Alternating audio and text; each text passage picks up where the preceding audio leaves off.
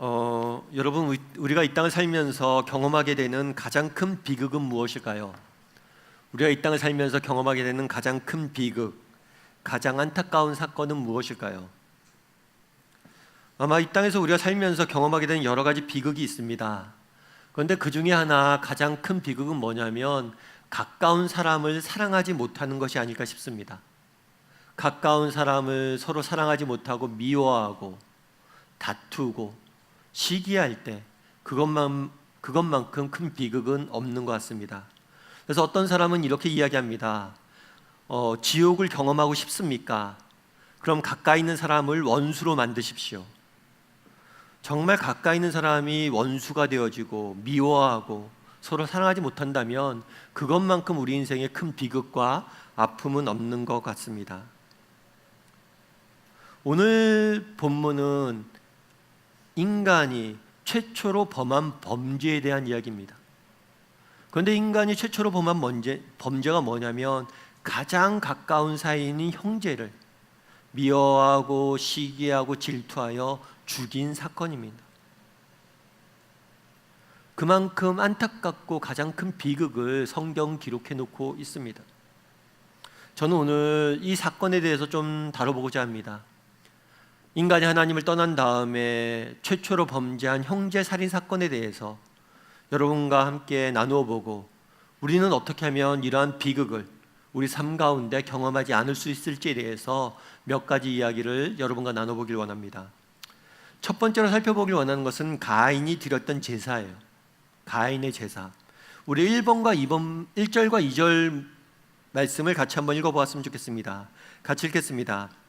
아담이 그의 아내 하와에 동참하매 하와가 임신하여 가인을 낳고 이르되 내가 여호와로 말미암아 득남하였다 하니라. 그가 또 가인의 아우 아벨을 낳았는데 아벨은 양치는 자였고 가인은 농사하는 자였더라. 오늘 사건이 언제 일어났는지에 대해 성경은 밝히고 있지 않습니다. 하지만 오늘 사건이 아담과 하와가 에덴 동산에서 쫓겨난 다음에 에덴 동산을 떠난 다음에 오랜 세월이 흘러서 아마 일어난 일인 것 같아요. 그래서 성경 신학자들은 한 100년 정도 시간이 지나지 않았을까라고 추측을 합니다. 왜냐하면 나중에 보면 가인이 아벨을 죽입니다. 그런 다음에 염려를 내요. 뭘 염려하냐면 사람들이 자기를 죽이지 않을까. 그래서 이 사람들은 누구냐면 아담과 하와가 낳은 나머지 형제들이에요. 그래서 한 오랜 세월이 지나서 많은 형제들을 낳았는데 그 형제들 중에서 형제 자매를 낳았는데 그 형제 자매 중에서 가인과 아벨이 있었습니다. 그리고 이 가인과 아벨에 대한 이야기가 오늘 본문의 이야기예요. 근데 오늘 본문에 보면 처음에 가인을 낳고 나서 하와가 뭐라고 이야기하냐면 여호와로 말미암아 득남했다라고 이야기합니다. 생명의 주권이 하나님에게 있음을 고백한 거죠. 하나님이 이 아들을 내게 주셨다라고 고백한 거예요. 그런데 이 가인과 아벨은 서로 좀 달랐어요. 가인은 오늘 본문에서는 뭐라고 표현하고 있습니까? 농사를 짓는 농부였다고 표현하고 있습니다.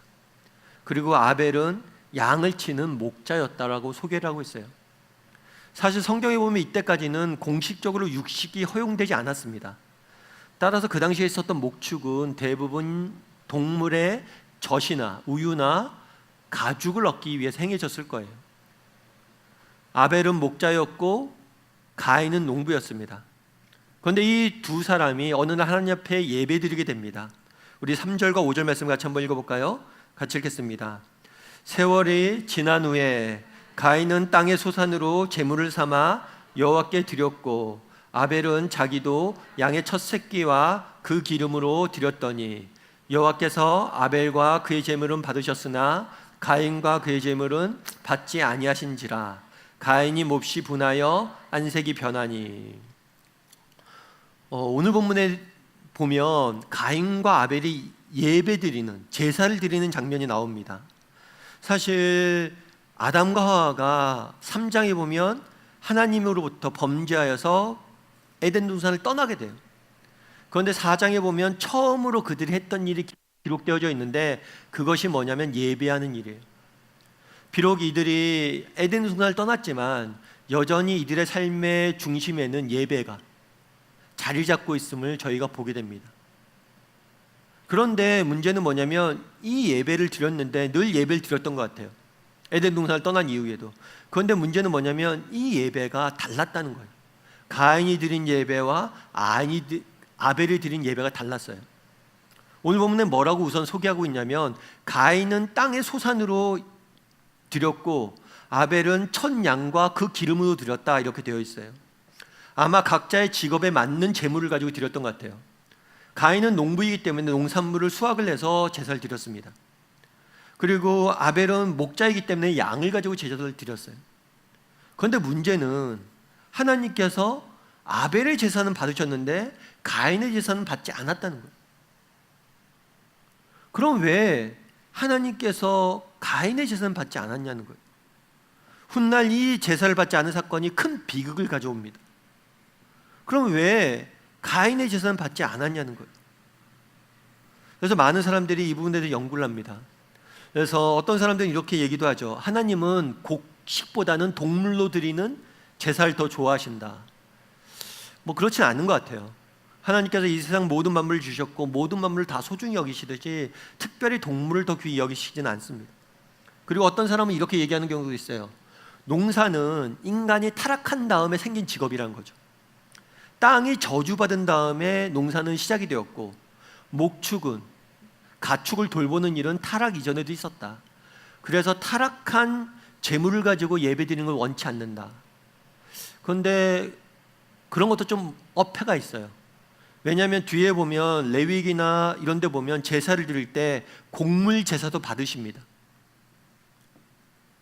농산물이라고 농부라고, 그리고 농부란 직업이 꼭 나쁜 직업은 아니에요.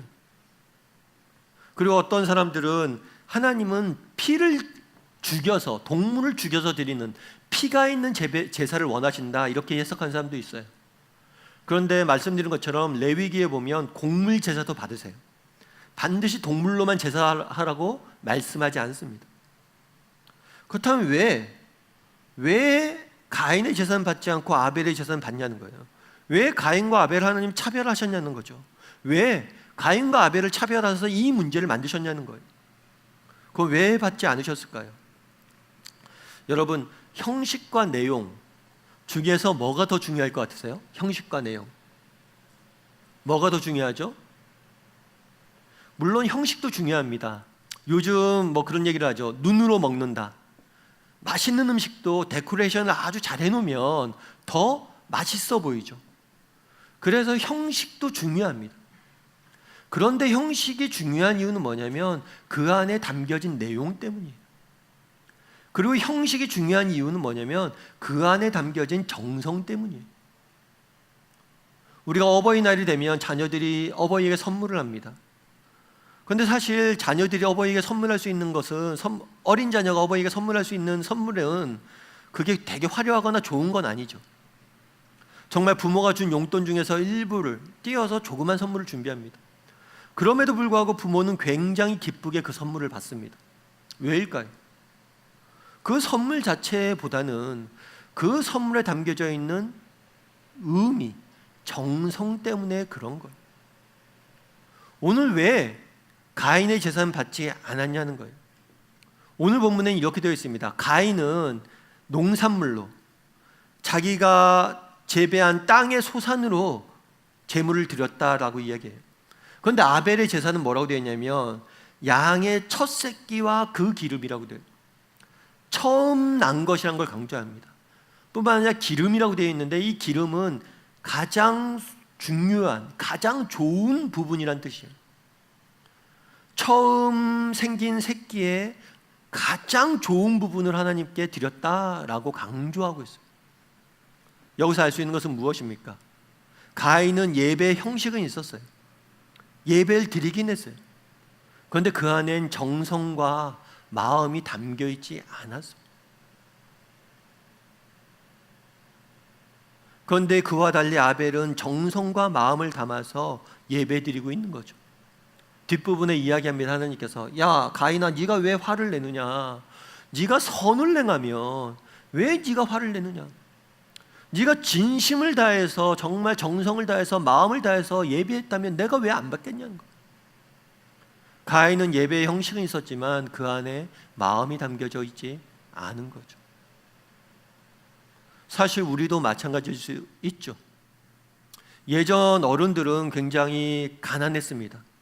사실 기독교가 우리 초창기에 전해졌을 때 일제시대였고 또 전후 정말 많은 피난민들, 옛날 어른들은 굉장히 가난했어요.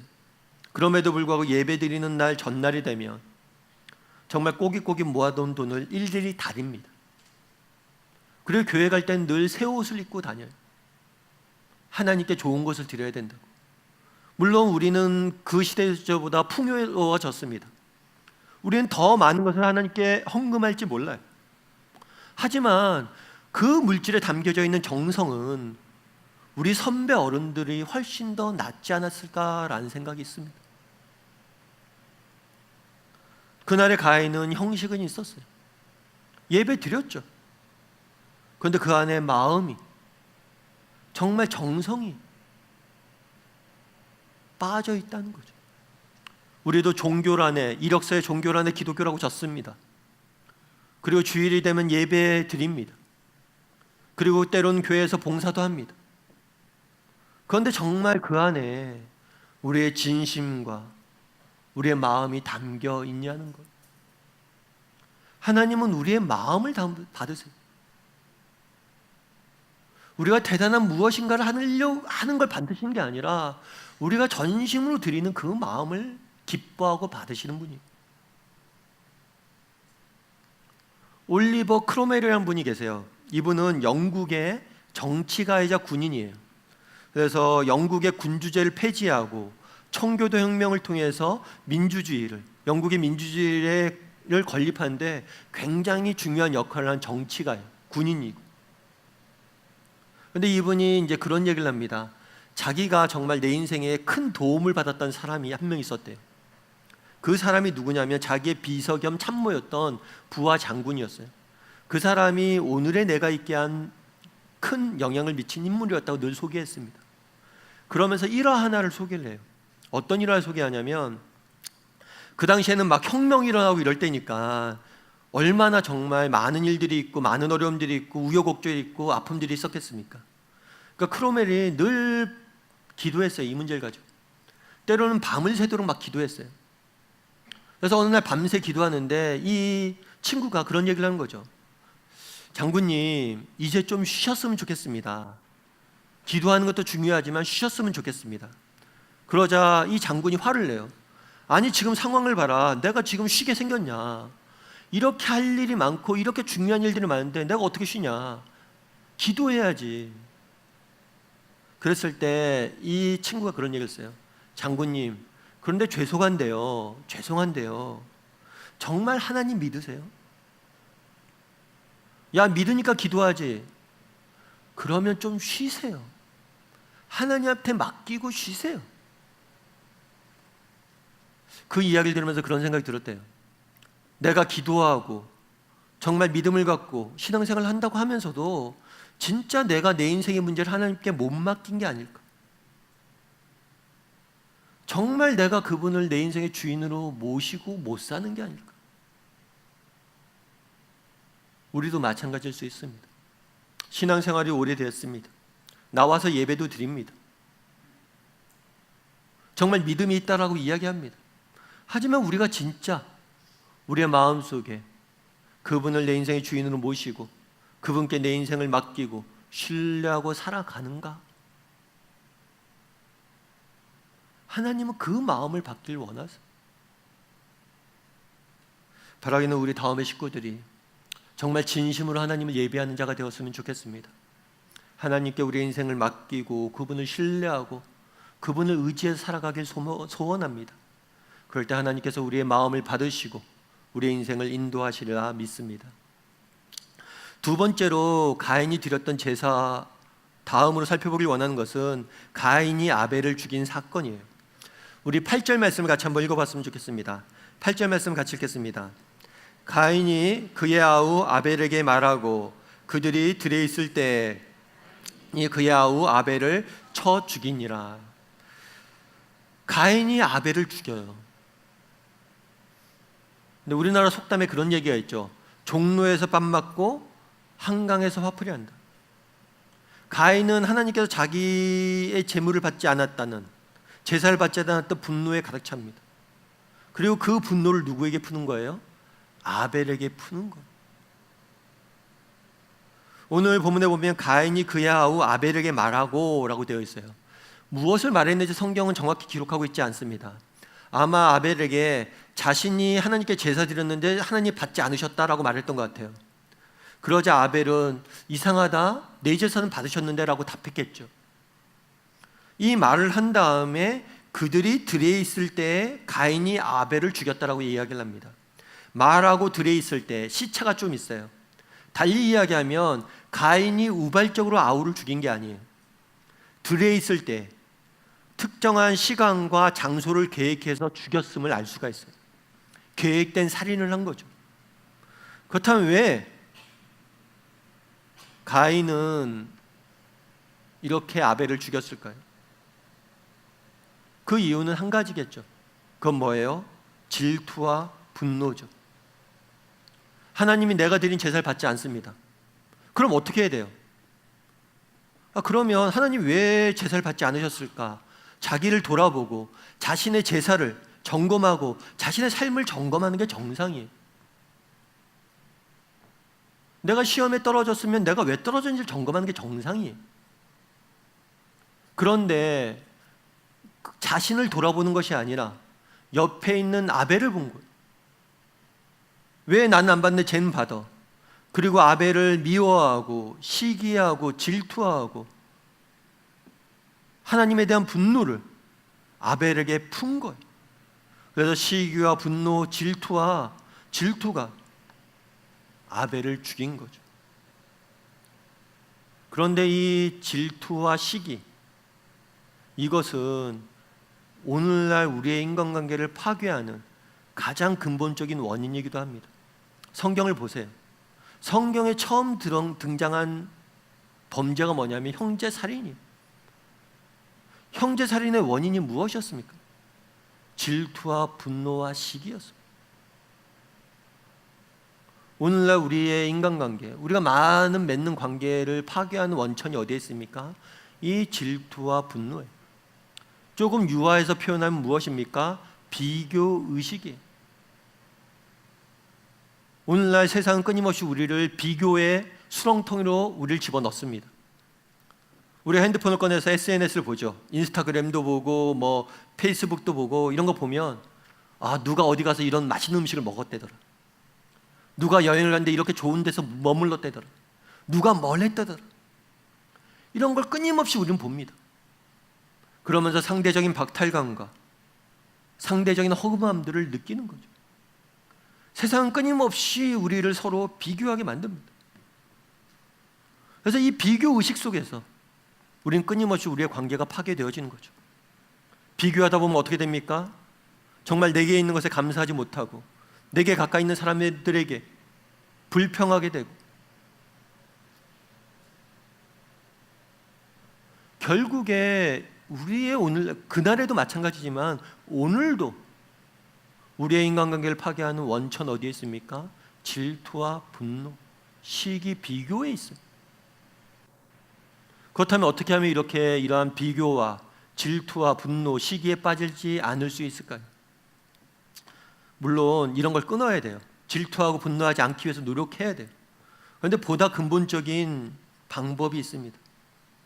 그건 뭐냐면 확신이. 무슨 확신입니까? 정말 내가 사랑받는 존재이고 내가 무엇보다도 소중한 존재라는 분명한 자기 확신이 있어야 돼요. 이걸 세상 사람들은 자존감이라고 이야기하죠. 자존감이 낮은 사람들이 비교 속에서 넘어지고 실패한다고. 이 자존감의 원천은 어디입니까? 내가 사랑받고 있다는, 내가 정말 소중한 존재라는 자기 확신이에요. 그럼 이 자기 확신은 어디서 출발할 수 있습니까? 세상은 스스로 그렇게 믿으라고 이야기합니다. 성경은 뭐라고 이야기합니까? 그리스도의 십자가를 바라보라고 이야기합니다. 우리는 어떤 존재입니까? 하나님께서 우리를 사랑하신다고 성경은 이야기합니다. 사랑은 그 주체가 누구냐에 따라 달라져요. 정말 우리가 직장을 다닐 때 정말 내가 부장님에게, 선배님에게 인정받는 것도 좋지만 비록 부장은 인정 못해도 회장과 사장이 인정하면 난 더 큰 인정을 받는 거죠. 마찬가지예요.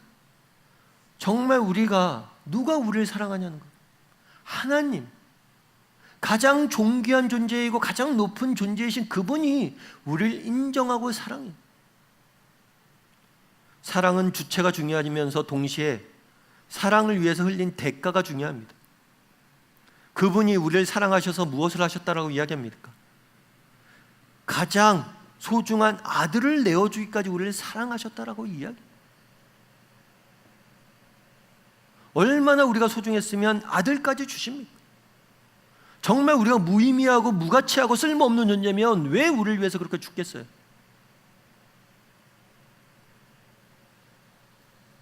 성경은 이야기합니다. 내가 널 얼마나 사랑하는지 알아야 된다. 오늘날 우리가 왜 우리의 인간관계가 무너집니까? 왜 나의 삶이 무너지고 있습니까?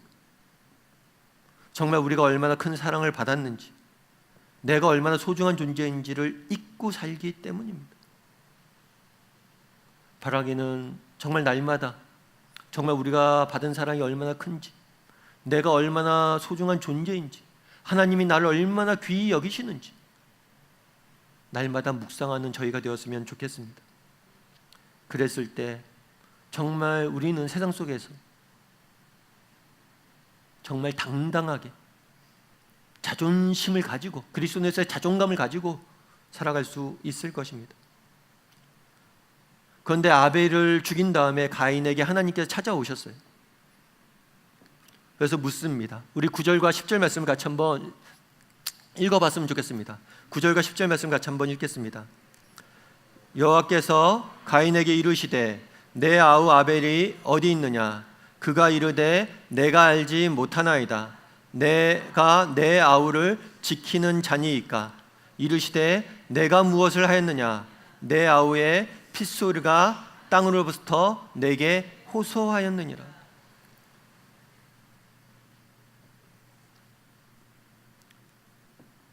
하나님이 가인에게 묻습니다. 아벨이 어디에 있느냐? 아벨이 어디에 있는지 몰라서 물은 게 아니에요. 가인이 죽인 걸 알고 있습니다. 그럼에도 불구하고 물었어요. 왜 물었을까요? 다시 한번 회개의 기회를 주신 거죠. 처음에 아담이 범죄했을 때 똑같이 물었습니다. 아담아, 내가 어디 있느냐? 아담이 어디 있는지 알았어요. 그런데 왜 숨었는지에 대해서 이야기하고 회개할 기회를 주는 거예요. 그런데 가인은 뭐라고 대답합니까? 내가 알지 못하나이다. 거짓말한 거죠. 분명히 아는데 알지 못해. 자기가 죽였는데 알지 못한다고 이야기해요. 뿐만 아니라 내가 내 아우를 지키는 자니이까. 하나님에게 거짓말을 합니다. 뿐만 아니라 뭐라고 표현하냐면 내가 내 아우를 지키는 자니이까. 이 표현에서 알 수 있는 건 뭐냐면 가인은 하나님의 창조에 담긴 지혜와 선하심을 부인하는 거예요. 이건 아담과 똑같아요. 아담도 범죄하자마자 아담에게 물었어요. 선악과를 너 왜 먹었냐? 했더니 아담이 뭐라고 얘기했냐면 하나님께서 내게 주신 여자가 나를 유혹해서 내가 먹었습니다. 내가 먹은 건 저 여자 때문이고, 아니 보다 근본적인 문제는 그 여자를 만드신 하나님 때문입니다. 하나님의 창조와 하나님의 주권에 대해서 전면적으로 도전한 거예요. 아담은 선악과를 따먹은 게 문제가 아니에요. 하나님에게 대해서 부정하고 있었던 거예요. 오늘 똑같아요. 왜 형제 자매를 줬습니까?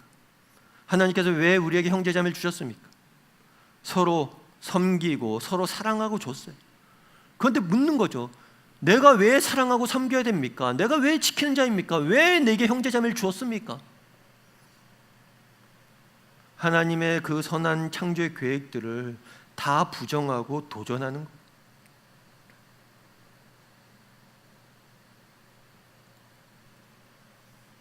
우리는 어떻습니까? 우리는 혹시 우리도 가인처럼 하나님 앞에 내가 형제를 지키는 자니까 라고 혹시 반문하고 있는 사람은 아닐까요? 제가 유머를 하나 이렇게 쭉 보다가 봤는데 그 유머가 그런 거예요. 그러니까 결혼을 할 때 여러분, 사채업자가 있어요, 비서가 있어요, 그리고 동반자가 있어요, 친구가 있어요. 그럼 여러분은 세 명 중에서 누구와 살고 싶습니까? 같이 누구와 살고 싶어요? 같이 산다면. 제가 지금 어려운 거 물은 거죠. 사채업자, 그 다음 또 뭐라고 그랬죠? 사채업자, 비서, 친구. 누구랑 살고 싶어요? 친구랑 살고 싶죠. 그러면 여러분들은 다른 사람에게 어떤 사람입니까? 사채업자입니까? 비서입니까? 친구입니까? 사채업자는 어떤 사람이에요? 맨날 요구만 하는 사람이죠. 뭐 달라고. 비서는 어떤 사람이에요? 늘 모든 걸 채워주는 사람이죠. 친구는 어떤 사람이에요? 내가 채워주기도 하지만 받기도 하는 사람이죠. 그런데 우리는 자칫하면 사람들을 만날 때 사채업자처럼 만나기도 하고 비서처럼 만나기도 하고 이런 사람들을 원한다는 거죠. 왜 형제 자매를 주셨냐는 거예요. 서로 지키고 보호하고 섬기고 돌보라고 주신 거예요.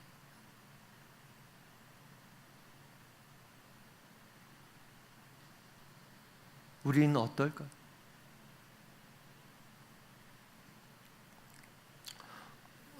제가 잡지에서 한번 읽었는데 이 잡지가 이제 그런 조사를 했어요. 어떤 조사를 했냐면, 당신은 마음이 상처 입었을 때, 속상할 때 어떻게 그것들을 푸십니까? 라고 질문을 했어요. 근데 많은 사람들이 답변을 쭉 했죠.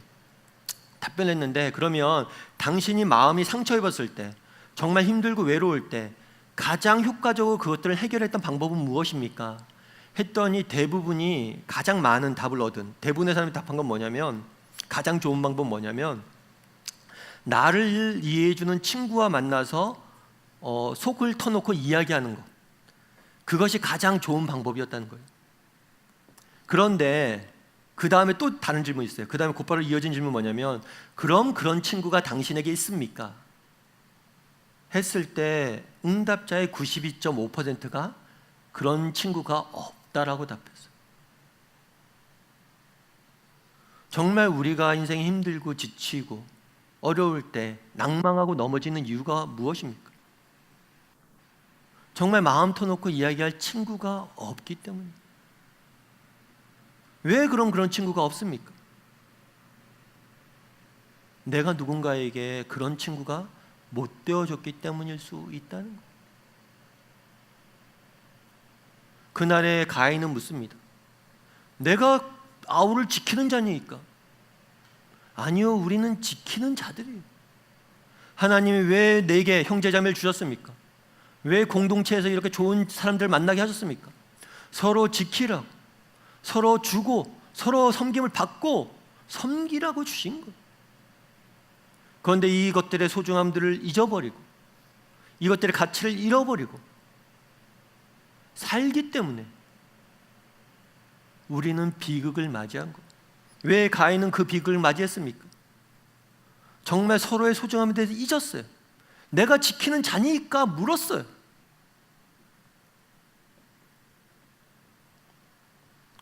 바라기는 정말 우리 다음의 식구들이 정말 서로의 소중함들을 정말 깨닫고 그 가치를 알고 서로를 사랑하고 섬기는 사람들이 되었으면 좋겠습니다. 정말 우리가 힘들고 지칠 때마다 정말 우리의 마음을 터놓고 이야기할 수 있는 분이 계시죠. 그분은 하나님이십니다. 하나님뿐만 아니라 우리가 믿음 안에서 서로에게 그런 존재가 되었으면 좋겠습니다. 그래서 서로 돕고 섬기고 세워갈 줄 아는 우리 다음의 식구들 되기를 주님의 이름으로 소원합니다. 마지막으로 살펴보길 원하는 것은 가인을 벌하심이에요. 우리 11절과 12절 말씀 같이 한번 읽어봤으면 좋겠습니다. 같이 읽겠습니다. 땅이 그 입을 벌려 내 손으로부터 내 아우의 피를 받았은즉 내가 땅에서 저주를 받으리니 내가 밭을 갈아도 땅이 다시는 그 효력을 내게 주지 아니할 것이요 너는 땅에서 피하며 유리하는 자가 되리라. 오늘 본문에 보면 가인이 저주를 받습니다. 내가 땅에서 저주를 받을 것이다. 가인이 저주를 받아요. 사람에게 저주가 임하는 것은 성경에서 이번이 처음입니다. 그만큼 아벨을 죽인 것은 굉장히 심각한 범죄이며 창조 원리에서 벗어난 이름을 보여주고 있는 거예요.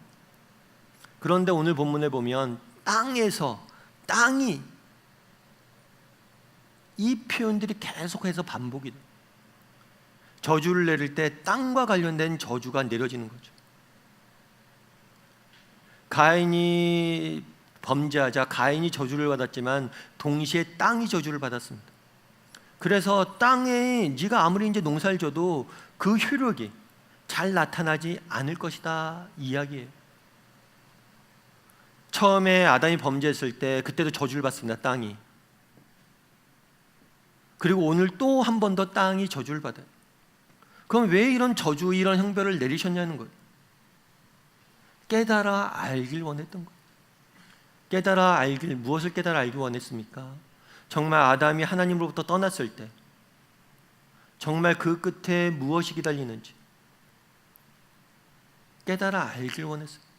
가인이 하나님을 부정하고 형제를 부정했을 때 그의 삶의 터전이 망가지고 그의 삶의 터전이 얼마나 황폐해지는지를 보여준 거예요. 땅은 삶의 터전입니다. 하나님은 우리의 삶의 터전이에요. 우리는 하나님 안에서 존재하게 지음받은 존재들이에요. 뿐만 아니라 공동체는 삶의 터전이에요. 정말 공동체 안에서 우리는 사랑을 누리게 지음받은 존재예요. 그런데 우리가 그 모든 것을 부인하면 결국에 우리의 삶의 터전 자체가 무너진다는 것을 이 형벌을 통해서 보여준 거예요. 그리고 이것들을 통해서 깨닫고 네가 돌아오길 바랬던 거예요. 특별히 오늘 본문에 보면 마지막에 이런 벌을 주십니다. 네가 땅에서 피하며 유리하는 자가 될 것이다. 가인은 농부예요. 농부는 한 곳에 정착해서 농사를 져야 돼요. 그런데 방랑자가 된 거예요. 삶의 근간이 흔들린 거죠. 정말 하나님과 우리와의 관계, 사람 사이의 관계는 삶의 뿌리이고 원천이에요. 그게 흔들리면 우리의 삶은 유리하는 자가 될 수밖에 없는 거예요. 그런데 이런 벌을 내리자 가인이 그렇게 이야기합니다. 이 벌이 내게 너무 심하다. 사람들이 날 죽일지 모르겠다. 그러자 15절에서는 하나님께서 이렇게 이야기합니다. 15절 말씀을 같이 한번 읽어봤으면 좋겠습니다. 같이 읽겠습니다. 여호와께서 그에게 이르시되 그렇지 아니하다. 가인을 죽이는 자는 벌을 7배나 받으리라 하시고 가인에게 표를 주사 그를 만나는 모든 사람에게서 죽임을 면하게 하시니라. 가인이 두려워해요. 뭘 두려워하냐면 사람들이 날 죽일 것 같다. 왜냐하면 가인이 형제를 죽였잖아요. 그러면 많은 형제들이 그 주변에 있을 거 아니에요. 우리 형제를 죽인 저런 원수를 우리가 계속되면 우리를 또 죽일지 모른다. 그러니까 저를 죽여야 된다라고 할지 모른다는 거죠. 그러자 하나님께서 뭐라고 하냐면 그렇지 않다라고 이야기하면서 가인에게 표를 줘요. 그래서 가인을 죽인 사람은 벌을 7배나 받게 될 것이다 해서 가인을 못 죽이게 합니다. 그렇다면 왜 하나님께서 이 가인을 못 죽이게 했을까요? 첫 번째 이유는 그런 거예요. 또 다른 범죄를 막기 위한 거죠. 정말 가인이 형제를 죽였습니다. 그를 보복하기 위해서 다시 그를 죽이는, 그래서 개인적인 보복을 금지시킨 거예요. 그래서 또 다른 죄를 짓지 못하도록 나머지 사람들이 금지시킨 것이 있습니다. 또한 가인을 보호하기 위함이죠. 자의적으로 보복을 금지시켰을 뿐만 아니라 죄인인 가인을 보호하기 위해서 이 표식을 두신 것. 형벌 가운데서도 은혜로 죄인을 보호하는 하나님의 선하심을 볼 수가 있는 거죠. 가인과 같은 악인을 이렇게 하나님께서 보호하시고 끝내 형벌 중에서도 그를 지키시는데 하나님의 자녀인 우리는 어떨까요? 정말 가인을 이렇게 형벌 중에서도 보호하시는데, 정말 우리가 믿음을 가지고 하나님을 정직히 섬기고 정말 하나님 앞에 살아가고자 한다면 하나님께서 우리를 지키지 않겠냐는 거예요.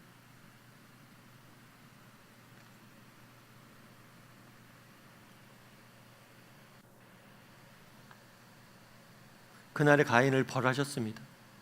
하지만 이것은 형벌이면서 동시에 하나님께서 그 가운데서 은혜를 거두지 않으세요. 가인과 같은 죄인인, 정말 형제를 죽인 이 흉악한 죄인마저도 하나님은 끝끝내 은혜 가운데 그가 돌아오길 기다리는 거예요.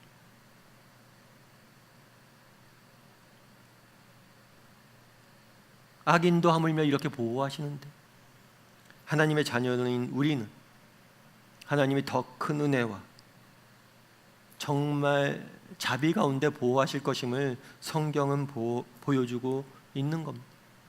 바라기는 우리 다음의 식구들이 정말 우리를 보호하시고 정말 우리가 아무리 큰 허물이 있다 할지라도, 우리가 때로는 실수하고 넘어진다 할지라도 우리를 끝끝내 붙잡는 하나님의 손길을 의지함으로 살아갈 줄 아는 저와 여러분이 되기를 주님의 이름으로 소원합니다.